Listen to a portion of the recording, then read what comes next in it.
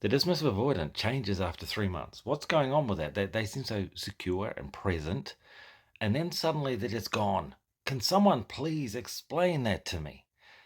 Let's understand first that as children, there was no give and take in relationships with the carer. There was only take. So they understood that there was no point in developing the ability to co-regulate with anybody. They just met their own needs, pulled away. There was nothing the carer had that actually provided them anything at all, which is extremely sad, obviously, for a start, but it's hardwired into their nervous system that tells them that being close to a person means they're going to be drained, they're going to be controlled, they're going to be coerced, there's going to be demands. So for the first 3 months, they're fine. Why? Well, it's because the nervous system hasn't caught up with the fact that there's actually a substantiated relationship yet. The rational mind believes in facts and figures, black and white. But the nervous system believes in experiences, and until the experience has been experienced, then the nervous system doesn't even register at all that there's anything going on. Suddenly, after 3 months, it's been long enough.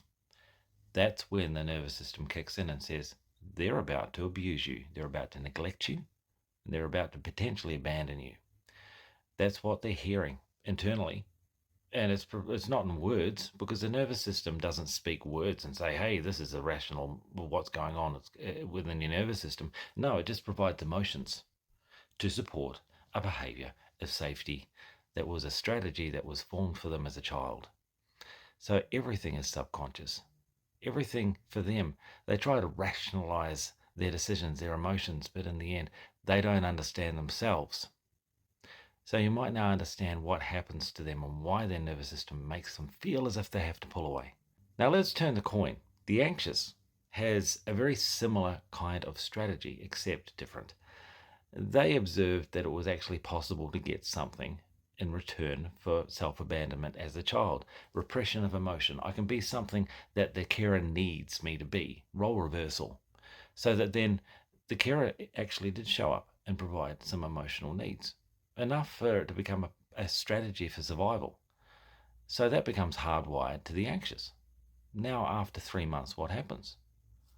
See, the anxious has been secure and present for 3 months too, but suddenly, after 3 months, they're observing the partner as a supply, as a reason to self-abandon. What can I give away to get this person to show up? How can I behave? What was wrong with me that I can adapt? Codependency. You don't realize the anxious actually is as screwed up as the dismissive after 3 months too, but no one seems to be pointing this out. See, the dismissive starts to pull away and the anxious starts to chase, and it perpetuates each other's wounds. Both the same, no one less than the other. Now, if you're listening to this and you're recognizing for the first time potentially that you are as much of a problem as they are, then reach out and let's have a conversation about what you can do to start to meet your own emotional needs, to be less of a burden, and help your dismissive partner potentially to feel safe in the environment that you provided for yourself, because it requires a person who has their own safe space for an avoidant to feel safe around them.